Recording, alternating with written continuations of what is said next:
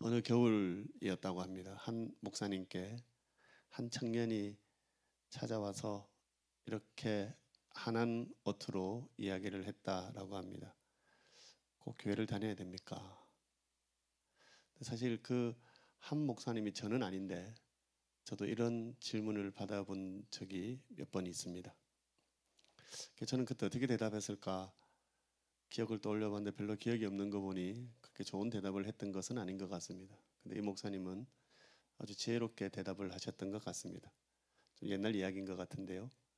난로 안에 있던 석탄 덩어리를 하나 밖으로 끄집어내게 했다라는 겁니다. 너무 당연히 그 석탄에 빨갛게 달궈져 있던 석탄이 시간이 지나니 이제 그 빨간 기온이 다 사라져 버리겠죠. 그 석탄을 다시 난로에 집어넣어라라고 하니 다시 그 난로 안에 집어넣은과 동시에 다시 활활 타오르는 그 광경을 그 청년과 함께 그 목사님이 보는 겁니다. 그 청년은 그 목사님이 무슨 말을 하려는지 짐작을 하고 그냥 돌아갔다라고 합니다. 제가 오늘 이 이야기를 시작을 하면서 무슨 이야기를 하려 하는지 아시겠습니까? 예, 그러시면 그냥 돌아가셔도 될 것 같습니다. 라고 이야기하면 몇 분이 그냥 가실 것 같아서요. 예, 그렇습니다. 교회는요, 우리 그리스도인들의 신앙생활의 근본이 되는 자리입니다. 자리라고 이야기를 해서 공간적인 개념으로 우리가 생각할 필요는 없을 것 같습니다. 왜냐하면 성경이 강조하는 교회는 이런 건물이 아니기 때문에 그렇습니다. 성경이 말씀하시고 성경이 강조하는 교회는 사람이고 그 사람의 공동체 모임을 교회라고 합니다. 신약의 언어인 헬라어에서는 이 교회라는 단어를 에클레시아라고 말합니다. 한번 좀 들어보셨죠? 여기 에클레시아라는 말은 에크라는 말과 깔레오라는 말이 합쳐진 말입니다. 에크라는 말은 뭐뭐로부터, 그럼 깔레오라는 말은 소집하다 이런 뜻을 가지고 있습니다. 바로 부르심을 받은 사람들의 모임이라는 걸 표현하기 위해서 에클레시아라는 단어를 선택한 것 같습니다. 그러니 교회는 믿음의 공동체이기도 하고 구원받은 사람들의 모임이기도 합니다. 특별히 세상에서 구별받아 부르심을 받은 사람들의 모임이라고 여러분들이 이해를 하시면 되겠습니다. 성경은 이 교회에 대해서 이렇게 표현을 합니다. 오늘 우리가 읽었던 본문인데요. 제가 앞부분만 다시 한번 읽겠습니다. 그러나 너희는 택하신 족속이요 왕 같은 제사장들이요 거룩한 나라요 그의 소유가 된 백성이니. 오늘 제가 앞에 두 가지만 조금 보려고 합니다. 마지막 세 번째도 제가 잠깐은 보겠지만 먼저 택하신 족속, 그다음 왕 같은 제사장들, 그리고 거룩한 나라, 그리고 그의 소유된 백성이다라고 말씀합니다. 먼저 우리가 기억할 것은 교회인 우리가 택하신 족속이라는 겁니다. 근데 오늘은 여기서 이 부분에서 우리가 기억하고 싶은 한 단어는 택하신이라는 표현입니다. 무슨 말일까요? 저와 여러분이 구원을 받아 교회가 되었습니다. 근데 구원을 받아 교회가 되었는데 내 선택이 아니다라는 겁니다. 내 결정이 아니라는 것이지요. 하나님께서 우리를 모태로부터 부르셔서 택하여 주셨다라는 것을 말씀하고 싶은 겁니다. 그러니 하나님이 나를 선택하여 주셨다라는 것에는요, 약속이라는 개념이 포함이 되어져 있습니다. 어떤 약속입니까? 영원한 구원에 대한 약속입니다. 우리의 구원은요, 단회적인 사건입니다. 무슨 말이냐면 우리가 늘 구원을 받아야 되는 건 아닙니다. 우리가 구원받는 것은 한 번으로 족합니다. 근데 우리의 구원이 일시적으로 끝나는 것은 아니다라는 겁니다. 우리는 단회적인 한 사건을 통해서 구원을 받지만 우리의 구원은 영원하다라는 겁니다. 다시 말해서 우리를 택하신 하나님께서 우리를 구원하시기 위해 영원히 함께 하신다라는 겁니다. 이 말을 다르게 표현을 하면은 하나님이 우리를 영원히 책임져 주신다라는 말씀이기도 합니다. 바로 이 말씀들이 하나님께서 우리를 선택하실 때 담겨져 있는 약속의 말씀들이라는 겁니다. 우리는 지난 몇 주 동안 천지를 창조하신 하나님에 대해서 함께 나누었습니다. 그렇습니다. 그 천지를 창조하신 하나님의 선택입니다. 그러니 그 선택 안에 천지를 창조하신 하나님의 약속이 있다라는 겁니다. 그 하나님이 어떤 하나님이십니까? 전능하시지요. 진실하셔서 신실하신 하나님이십니다.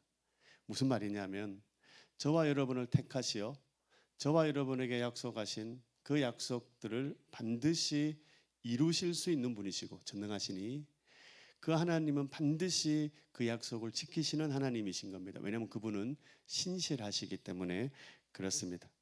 바로 저와 여러분이 그 은혜 가운데 지금 살아가고 있다라는 사실을 잊지 않았으면 좋겠습니다. 바로 여기 우리가 택하신 족속이라고 우리를 불러주실 때에 하나님은 우리가 그런 사람이라는 것을 기억하기를 원하신다라는 겁니다. 두 번째로 우리를 왕같은 제사장이라고 부르고 계심을 여러분 잊지 않으셨으면 좋겠습니다. 여기 삼으셨다라고 하는데 이 삼으셨다는 표현은 부르셨다라는 표현으로 바꿔 우리가 이해해도 됩니다. 앞에 이 에클레시아라는 이 단어와 함께 기억을 해보는 겁니다. 하나님의 부르심은 두 가지입니다. 그 하나는 구원으로의 부르심이죠. 여러분 여기 구원으로의 부르심은 누구나 동일합니다. 돈이 많든 적든 건강하든 그렇지 못하든 지위가 높든 낮든 아무런 관계없습니다. 이 부르심은 전적인 하나님의 은혜로 모두에게 동일한 부르심입니다. 여러분 그거 아십니까? 우리를 죄로부터 구원하신 주님이 또 우리를 부르신 자리가 있다라는 겁니다. 그것을 우리는 사명의 자리 또는 그것을 소명이라고 이야기합니다. 물론 이 부르심은 각각 다를 수 있습니다. 저와 여러분이 다를 수 있고 여러분과 여러분들이 다를 수 있습니다. 그렇죠. 하나님은 저와 여러분을 통해서 일하시고자 하는 그 일들을 위해서 각각 다르게 부르시는 겁니다. 근데 이 부르심은 재밌는 게 보내심이기도 하다라는 겁니다. 하나님 나를 구원하셔서 나를 통해서 이루시고자 하는 그 일들을 위해서 그 필요한 자리에 우리를 보내셨다라는 겁니다. 분명한 사실은 앞에서 말씀드린 것처럼 이 소명이 각각 그 모양이 다를 수 있다라는 겁니다. 그럼에도 불구하고 그 모양이 다름과 아무 상관없이 똑같은 부르심이기도 합니다. 그것은 바로 제사장으로서의 부르심입니다. 하나님께서 이스라엘에게 제사장이라는 독특한 직분을 만드셨습니다. 아니 아주 특별한 직분을 만드셨습니다. 이스라엘에게 있어서 제사장은 죄인들이 하나님께로 나아갈 수 있는 유일한 방법이었다라는 겁니다. 죄인인 인간과 거룩하신 하나님의 중보자로서의 역할을 하는 이가 바로 이 제사장, 바로 이 제사장을 하나님께서 세우셨습니다. 그래서 제가 특별하다고도 하고 독특하다라고도 말씀을 드립니다. 이런 이유 때문입니다. 우리 하나님은 어떤 하나님이십니까? 우리의 신앙으로 고백하는 것처럼 우리 하나님은 거룩하신 하나님이십니다. 그리고 우리는 죄인이죠. 우리는 거룩하지 못한 겁니다. 자, 그렇다면 거룩하신 하나님과 죄인인 우리가 만나면 어떻게 되겠습니까?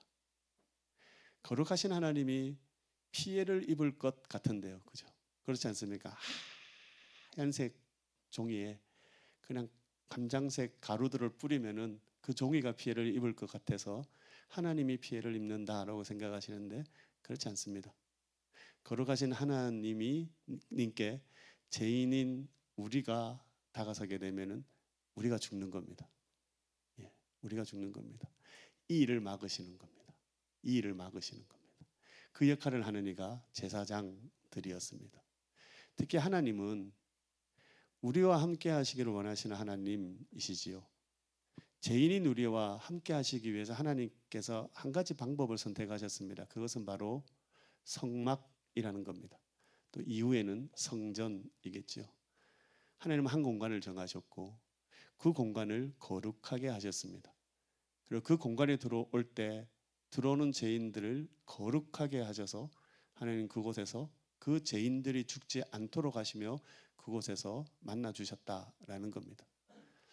이 이야기를 다음에 또 여러분들과 함께 나눌 기회가 있겠지만, 여러분 하나님께서 성막을 세우시고 성전을 만들게 하신 것은요 엄청난 사건입니다.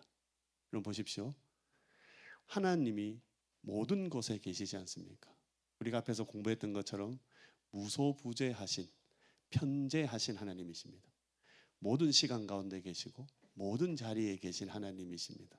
근데 그 하나님께서 그 성막이라는 어떻게 보면 좁은 공간에 당신을 가두시는 겁니다. 왜 그렇게 하실까요? 하나님께서 우리를 만나기 위해서입니다. 죄인들을 만나기 위해서입니다.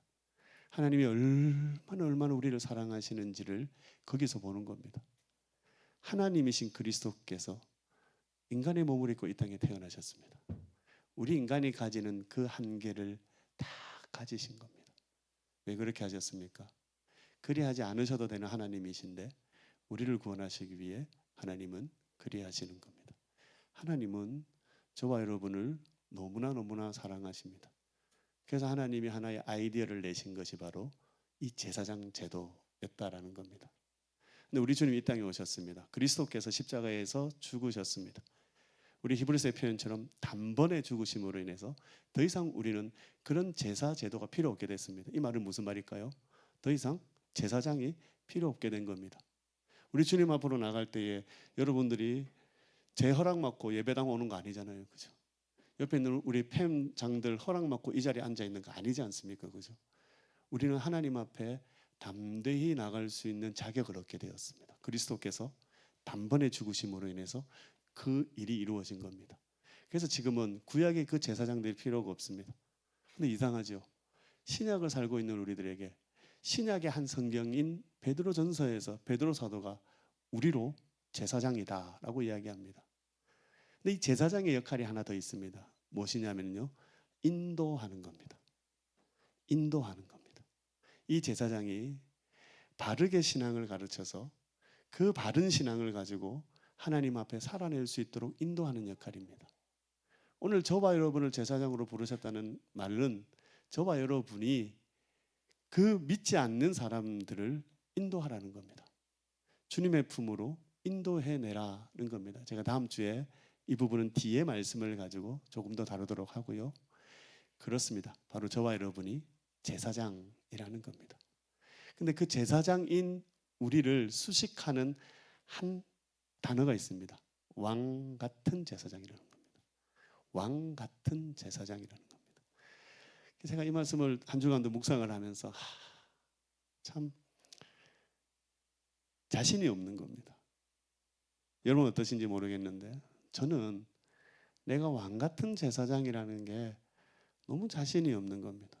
여러분 여기 왕 같은이라고 할 때는요, 고귀하고 존귀한 이들이라는 표현입니다. 그렇죠? 하나님이 나를 제사장의 역할을 하기 위해서 부르신 것까지는 내가 부족하지만 열심히 해보겠는데, 근데 내가 고귀하고 존귀하다 불릴 만큼 왕같지는 않은 겁니다. 그런 자격은 없는 겁니다. 지난 한 주간 이 말씀을 묵상하는 중에도 내 입술에 왕같은 표현이 나오지 못할 때도 있었고, 이 말씀을 묵상하는 중에 이렇게 고민하는 중에도 내 삶의 모습에서 왕같은 모습을 보여주지 못할 때도 내 스스로에게, 또 어쩌면 우리 가족들에게, 어쩌면 우리 성도님들에게 있었는지도 모르겠습니다. 중요한 사실은 그런 나와 상관없이 하나님께서 저와 여러분을 그렇다라고 해주신다라는 겁니다. 저와 여러분의 자격 유무에 상관없이 하나님이 저와 여러분을 그렇게 불러주고 계시다라는 겁니다. 이 말은 그리스도께서 우리를 책임져 주시겠다라는 말이기도 합니다. 주님이 그렇게 명하셨으니 그 명하신 대로 우리로 살도록 책임져 주시겠다라는 겁니다. 마지막으로 우리들을 거룩한 백성이라고 하는데 이 부분은 제가 다음 주에 조금 더 보도록 하고, 여하튼 하나님이 우리를 그렇게 불러주신 겁니다. 근데 여기 베드로전서 2장 9절 이 말씀을 다시 한번 더 보십시다. 이 말씀을 통해서 우리가 누구인지, 우리가 어떻게 이 세상을 살아가야 되는지 말씀 주십니다. 무슨 말이냐면은 우리 개인에게 주시는 말씀이라는 겁니다. 우리 개인이 여기 표현 그대로 택하신 족속이고 왕같은 제사장이고 거룩한 나라고 그의 소유된 백성이다라고 늘 인식하며 살아내야 된다라는 겁니다. 그런데 제가 이 말씀을 읽으면서 주목했던 것은 이 모든 것들이 복수형 집단이라는 겁니다. 그렇죠. 개인이 그러하다라는 것이 전제이겠지만 특별히 개인을 두고만 교회라고 얘기하지 않습니다. 그 신앙의 고백에 있는 개인이 모여있는 이 공동체를 두고 교회다라고 말씀하고 있다라는 겁니다. 교회는 개인으로서의 신앙의 고백이 있어야 하겠지만 그 개인으로서의 신앙의 고백이 함께 모여 공동체로 만들어지는 아름답고 복된 자리라는 겁니다. 개인의 신앙의 고백으로 말미암아 분명히 구원받았으니 우리는 한 개인으로서 교회로 세워져 있지만 성경은 그런 개인이 함께 모여 조화를 이루며 그렇게 하나님이 꿈꾸시는 그 나라로 세워가기를 원하신다라는 겁니다. 처음에 제가 들었던 그 이야기로 한번 돌아가 보십시다. 자, 여러분, 그러면서 제가 한번 질문해 보겠습니다. 대답은 안 하셔도 됩니다. 서로 난처해질 수 있으니. 교회 안 오면 구원 못 받습니까? 대답하지 하지 마시라니까요. 곤란해질 수 있습니다. 예. 교회 안 오면 구원 못 받습니까? 예. 교회를 다니지 않아도 구원받을 수 있습니다. 왜 그렇습니까? 우리의 신앙의 고백으로 말미암아 우리는 구원받기 때문입니다. 그런데 여러분, 그렇게 개인으로만 신앙생활을 하는 것을 우리 주님은 원하지 않으신다라는 겁니다.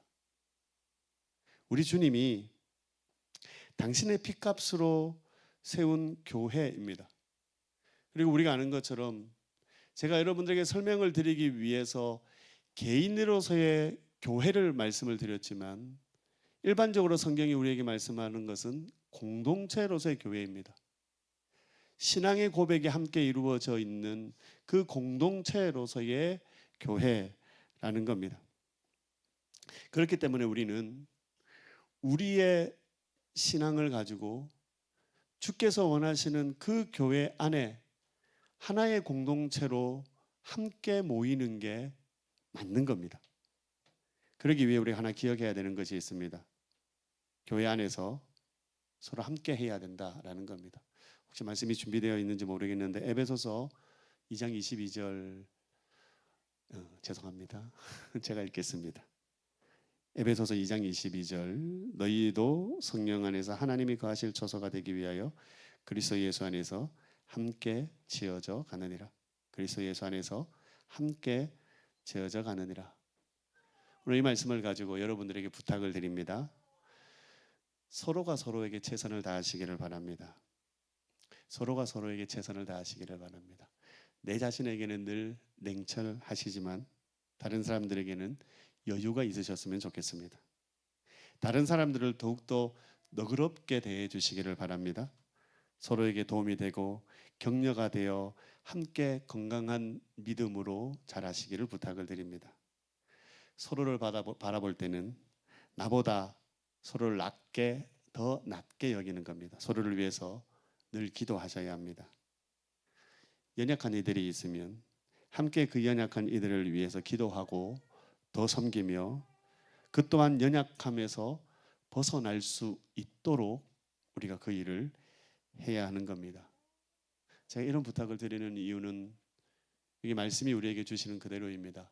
우리가 함께 지어져 가야 되기 때문입니다. 교회에 대한 꿈이 있습니다.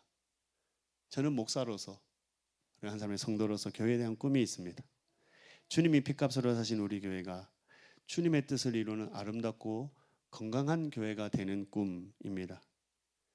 그러기 위해서 우리는 주님을 닮아가야 합니다. 우리 개인이, 우리 공동체가 더욱더 주님 닮아 있는 모습으로 세워져야 한다라는 겁니다. 그래서 제가 이 말씀을 준비한 한 주 동안 이 찬양을 들으면서 참 행복했습니다. 가사가 이렇습니다. 주의 손에 나의 손을 포개고 주의 발에 나의 발을 포개요. 먼저 벗어나지 않는 겁니다. 주님으로부터 벗어나지 않는 겁니다. 내 손 위에 주님의 손을, 주님의 손 위에 내 손을, 내 발 위에 주님의 발을, 그 주님의 발 위에 내 발을 얹어 주님 원하시는 대로 나를 이끌어 가실 수 있도록, 주님 기뻐하시는 대로 내가 주님 따라갈 수 있도록 하자는 겁니다. 뿐만 아니라 그 주님의 손과 나의 손이 포개어져 있는 그 가운데 내 사랑하는 지체들의 손이 함께 포개어졌으면 좋겠습니다. 그 발과 발 사이에 내 사랑하는 지체들이 발이 함께 포개어졌으면 좋겠습니다. 우리 하나님은 늘 그 위대한 일을 이루어 가실 때 그 포개어진 손을, 그 포개어진 발을 사용하셨습니다. 저는 그 일이 우리 모두의 일이었으면 좋겠습니다. 또 그 일을 우리 모두의 일로 함께 했으면 좋겠습니다. 우리 함께 찬양하시겠습니다. 주보혈